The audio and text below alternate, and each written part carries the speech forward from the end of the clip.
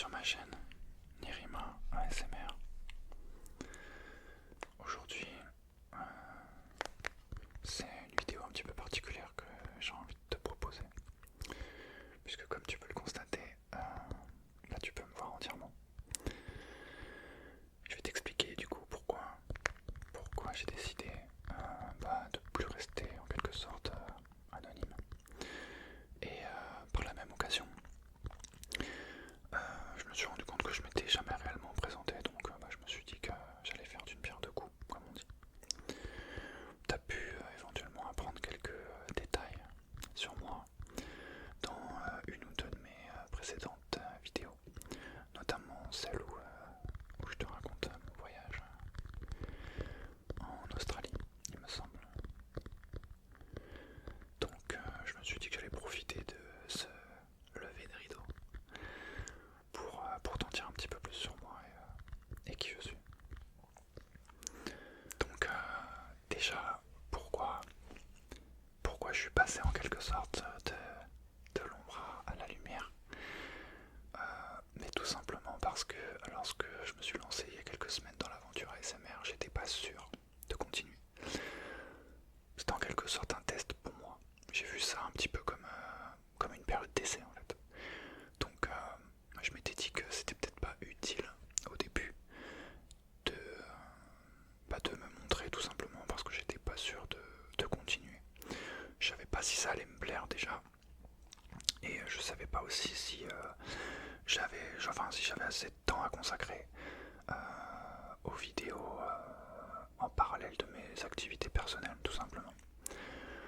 Et puis en plus de ça, je me suis dit que l'ASMR c'était essentiellement apprécié pour ses qualités auditives. Et donc moi je me suis dit que le visuel c'était pas le plus important. Et pour preuve, tu peux trouver plein de chaînes d'ASMR de personnes qui sont complètement anonymes, où tu les vois pas du tout. Et pourtant ce sont des chaînes avec des grosses audiences et qui marchent très très bien. Et que ça montre du coup que tout le monde ne porte pas une grande importance à savoir qui se trouve derrière la caméra, du moment que la qualité auditive et la créativité sont au rendez-vous. Après oui, évidemment, je sais que certaines personnes vont être plus sensibles à des triggers visuels, et j'en fais partie parce que je l'ai constaté aussi par moi-même. Mais voilà, t'auras compris, au tout départ il fallait choisir, donc je me suis dit bon, privilégie la qualité audio et on verra par la suite comment ça se passe. Et force est de constater que je prends du plaisir à réaliser ces vidéos. J'aime vraiment ça, même si des fois ça me prend beaucoup de temps. On se rend pas compte parce qu'on pense que faire des vidéos d'ASMR c'est très très simple, il suffit de se filmer et puis de faire des bruits ou de parler, de chuchoter ou de taper sur des petits objets.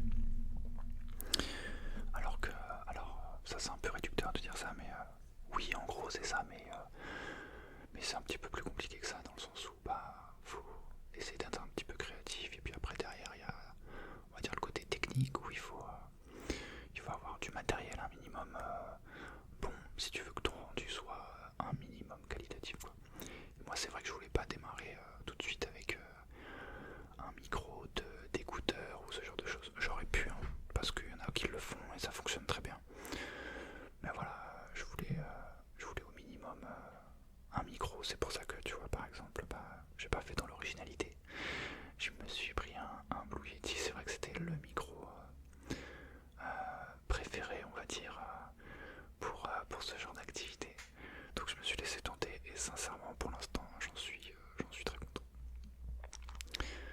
Donc voilà. Après il y a aussi une petite raison technique qui explique pourquoi j'ai envie aussi de maintenant ne plus prendre la tête à me cacher ou pas. C'est que au niveau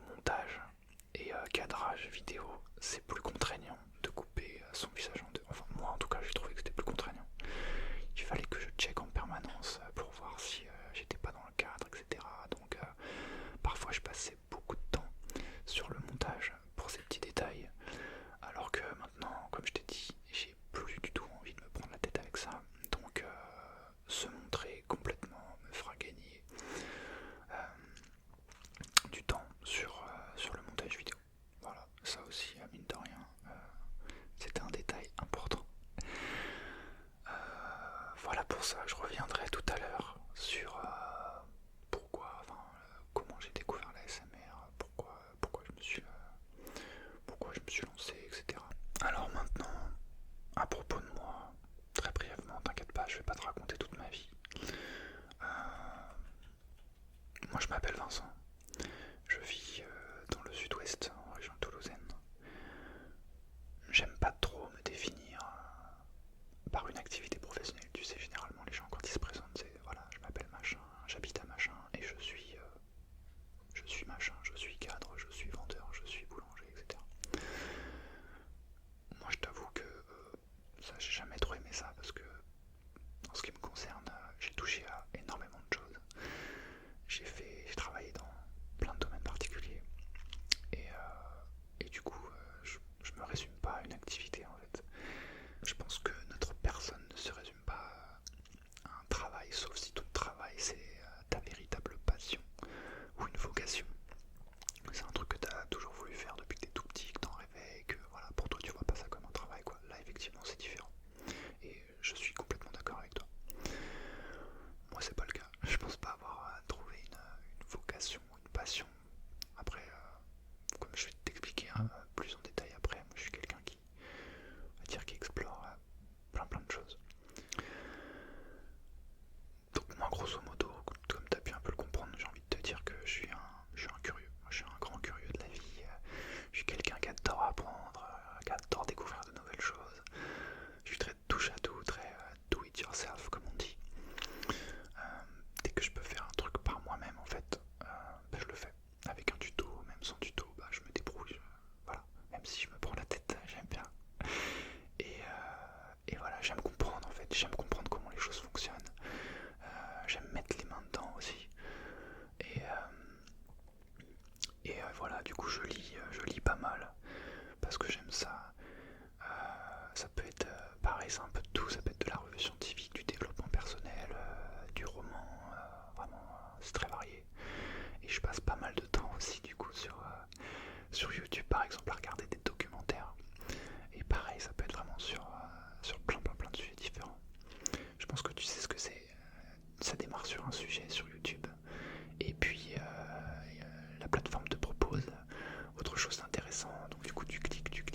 Et puis à force de vidéo en vidéo, déjà ça peut durer des heures. Et puis tu te rends compte que tu es passé à 10 sujets différents en l'espace de quelques vidéos, quoi.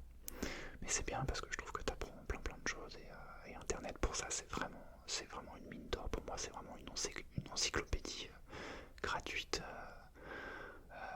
où tout le monde peut se nourrir du savoir des autres en fait. Et ça je trouve ça génial. Désolé, petite parenthèse, t'as peut-être entendu des bruits d'avion, mais en fait j'habite pas très loin d'un aérodrome et les mecs décollent toute la journée quoi.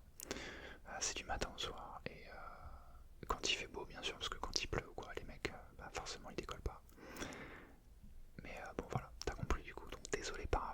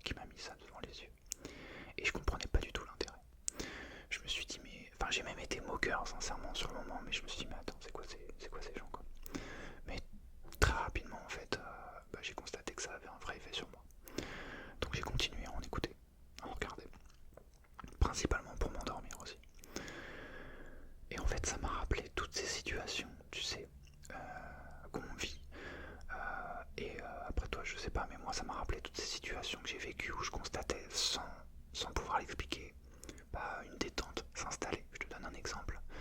Genre quand tu vas chez le coiffeur et que quand on te lave les cheveux, le bruit de l'eau près de tes oreilles, le frottement sur le crâne et puis après le bruit du ciseau, etc. Ça c'est un exemple. Et d'ailleurs je pense que c'est pour ça que ces vidéos ont autant de succès sur le thème ASMR avec les roleplays, etc. Parce qu'il y en a quand même énormément. Je pense que c'est pas pour rien. Et puis un autre exemple, lorsque j'entends, surtout quand j'étais étudiant, quand j'entendais d'autres élèves ou quoi taper au clavier à l'ordinateur à côté, mais tu sais, genre juste t'entends le bruit du clavier, t'entends pas de bruit, tu vois, t'es quand t'es au CDI ou tu vois dans les bibliothèques et que personne parle, mais t'entends que les bruits comme ça. Ça bizarrement, moi ça me détendait, tu vois. Ça peut être perçu comme bizarre pour certains, mais ça l'est pas tant que ça. Donc moi en fait j'ai fait le rapprochement avec la SMR, du coup quand j'ai découvert ça je me suis dit mais en fait c'est un petit peu la même chose et c'est comme ça que j'ai un petit peu compris le pourquoi du comment. Et les bruits de nature aussi, moi ça a un gros effet sur moi, tu vois, j'adore, genre la pluie qui tombe, l'orage qui tonne. Bon, pour moi ça c'est le top pour m'endormir. Donc si tu mixes un petit peu tout, voilà, certains bruits ou certains chuchotements avec un bruit de pluie ou de nature, franchement c'est le top. Je regardais un petit peu tout en fait comme type de contenu ASMR, chuchotement, bruitage, roleplay. Et pour te dire moi, même quand je monte mes vidéos, quand ça dure un peu trop longtemps, tu vois, mais des fois je m'endors presque devant l'ordinateur, je me mets à bâiller de ouf, tu vois. Donc des fois j'arrive à moto faire de l'effet sur mes vidéos. C'est là que tu vois que le truc est puissant. Après, clairement, je peux comprendre que tout le monde ne comprenne pas et ne ressente pas la même chose. Tu vois, moi je vois ça un petit peu comme l'hypnose. L'hypnose, tout le monde n'y est pas sensible, mais pourtant c'est bien réel. La SMR, je pense que c'est exactement pareil. Donc, à force, j'ai eu envie de faire des vidéos à mon tour. J'ai eu envie, voilà, de contribuer moi aussi à aider les gens à se détendre, à s'endormir, comme moi j'avais pu en bénéficier. Donc, voilà, moi je suis reconnaissant, on va dire, de ça. Et du coup, en retour, j'ai aussi envie d'alimenter cette communauté. Et si je peux apporter du bien-être et de la détente aux gens, pour moi, j'ai tout gagné. Donc, c'est ça ma motivation première. Ensuite, après je t'avoue que j'ai pas de préférence pour l'instant, je me cherche un petit peu. Je teste pas mal de choses, je pense que tu as pu le voir si tu as suivi ma chaîne depuis le départ ou au moins quelques vidéos. Parce que moi c'est vrai que j'aime pas mal j'aime presque tout type d'ASMR, pas exactement tout, mais pas mal, tu vois, autant les chuchotements, mais même les gens qui parlent entre guillemets, tu sais ce qu'on appelle le soft spoken. D'ailleurs ma vidéo sur l'Australie, je l'ai faite en soft spoken. Et tu vois, bizarrement, c'est une de mes vidéos qui est le plus le regardée pour l'instant. Donc je pense que ça plaît aussi. Et puis après c'est vrai que certains bruits, tu vois, tout ce qui va être le tapping, le scratching sur le micro, etc. Ou le fait de toucher certaines matières, le poids aussi. Il y a vraiment une grande diversité, beaucoup de choses, beaucoup de possibilités, les bruits de liquide aussi. Ça